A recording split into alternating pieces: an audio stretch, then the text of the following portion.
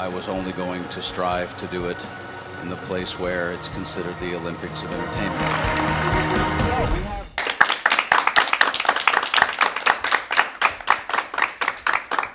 Okay, thank you. We're here with Kevin and Christian.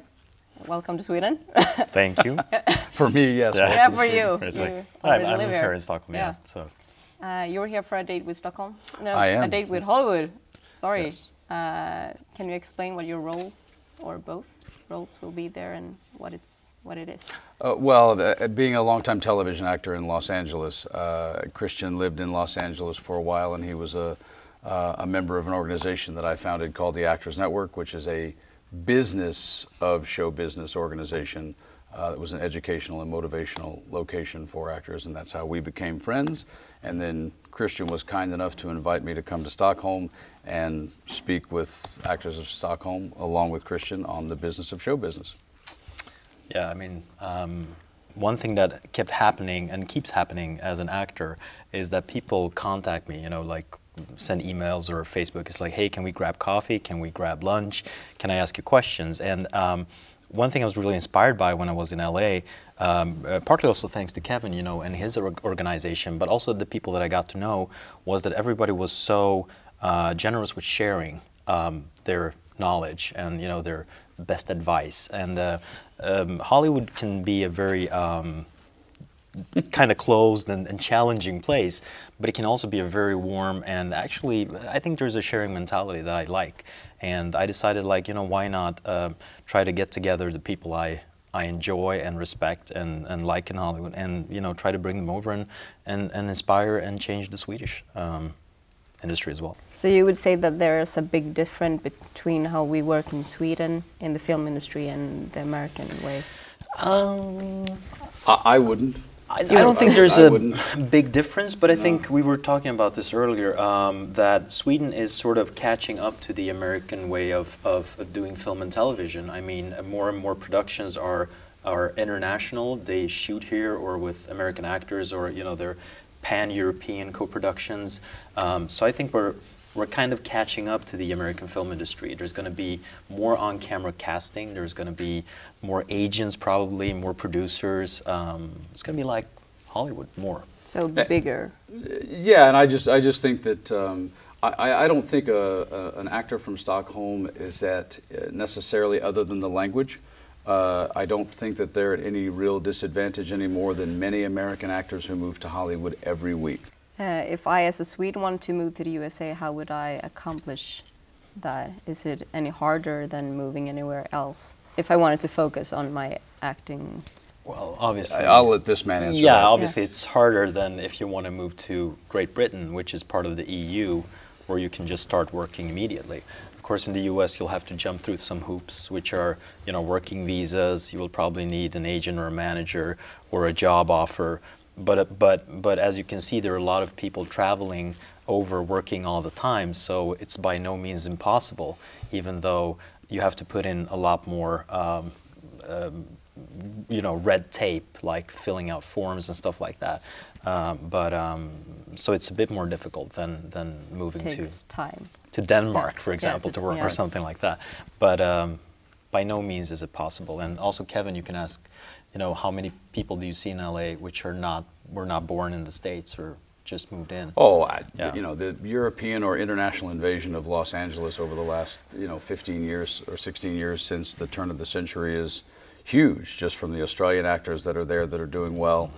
Certainly Britain for a long time, and now, as we know, from Peter Stormare to Stellan Skarsgård and everybody else, and now Ms. Vikander, it's real common. That's not the issue. I think once you get past this part, I think Los Angeles has the same effect on people, whether they are moving from Tennessee, where I'm from, or whether you're moving from Stockholm. Los Angeles is just a huge place to deal with. And you know, 200 management companies and 300 agencies and, you know, 400 casting directors, and the city is spread out, and it takes an hour. You get 2 hours notice to go to a commercial audition, and it takes an hour to get there. These are things that American actors are challenged with just the same as anyone else would be. So once you get past the the visa legal or just the temporary holiday visa part of just being in Los Angeles, I think the challenges are extremely similar. I don't think a Swedish actor or a Danish actor or a British actor is at any more of a disadvantage in terms of the actual city. It's hard on everybody. Carrie Lawson. She's enthusiastic. But she means well. You're a blight, a stain, scavenger. You're a con man who preys on the weak and the needy. Bilhandlaren var skyldig oss pengar, men han vägrade betala. Så då de sa, Zibi, du ska ta bilen och du ska köra med Jarek och åka till honom. Men jag visste inte vad Jarek skulle göra. Jag visste inte innan, jag visste inte efter. But you said the unsub wanted us to catch him and punish him. What he really wanted was for us to catch the preacher. So whoever this guy is, he's fooled all of us. Now we got nothing when it comes to the profile. Francisco didn't have hobbies. His whole life was at work, and it was honest work. Do you know why Swedish people have become more popular in the American film industry, or why they are popular? Aside from being talented and gorgeous, aside from that? No, in general, we were talking about this. I just think that over the last 20 years, when American productions started shooting in places like Prague to shoot for less money and started casting and involving European actors, maybe at the 6th or 7th or 8th lead, and now the Oscars have opened up their Best Picture category to any film made anywhere in the world.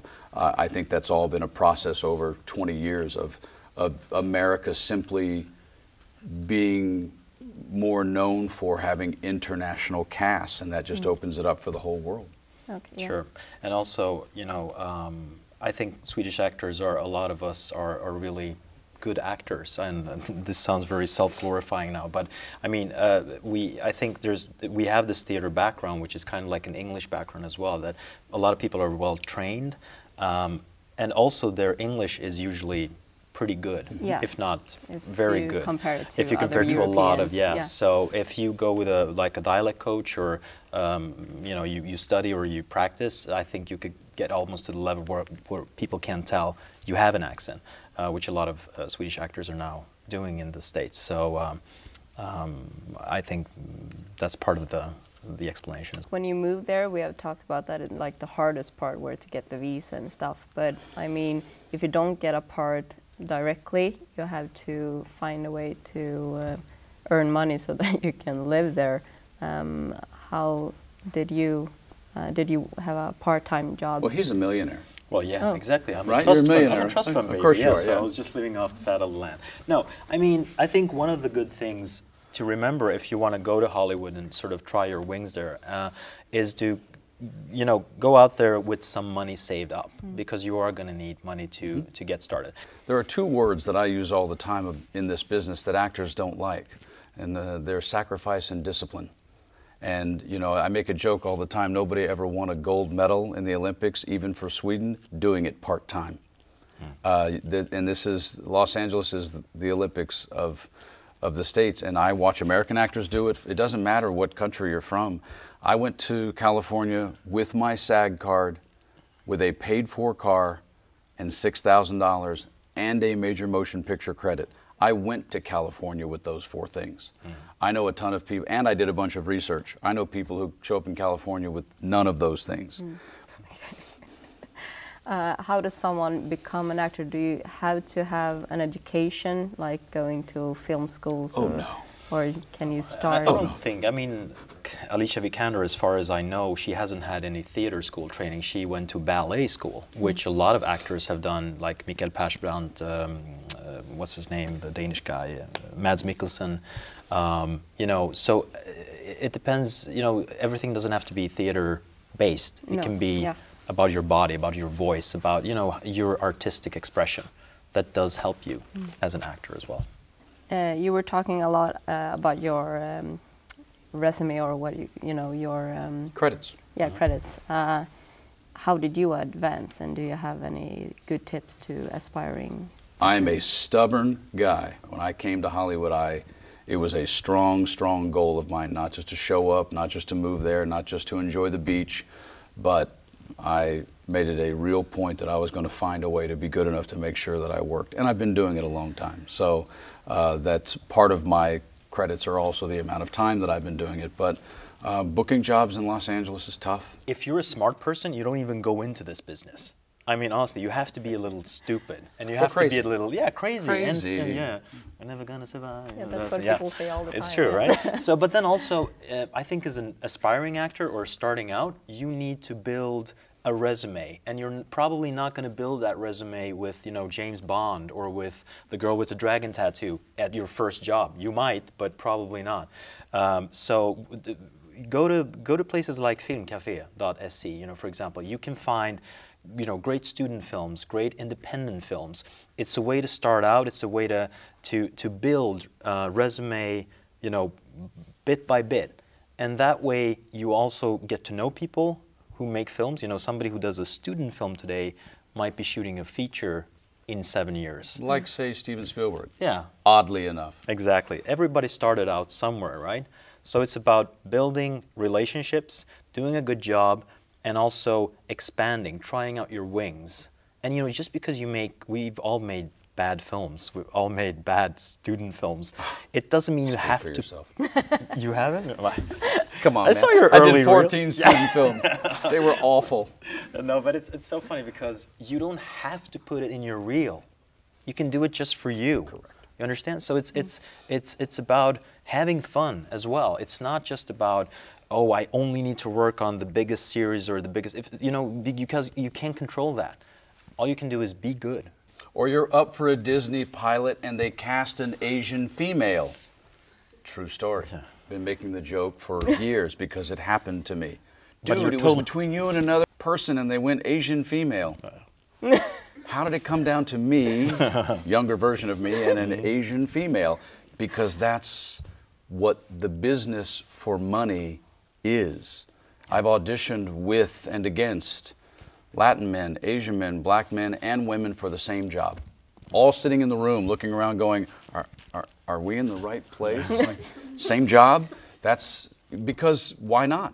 Yeah. Because that's valid, whether you're a detective, a policeman, any form of those things, could be any of those people. Well, Hollywood does that more now. So if you take that stuff personally, Hollywood's not the place for you to be because it isn't personal. Okay, yeah, well, thank you for being here. I think we need to stop asking questions now. To wrap it up? Okay. Even though I want to ask more, but it was really fun to have you here. And thanks for having us. Yeah. Thanks, Stella. Absolutely. Yeah, thank you. Thank you.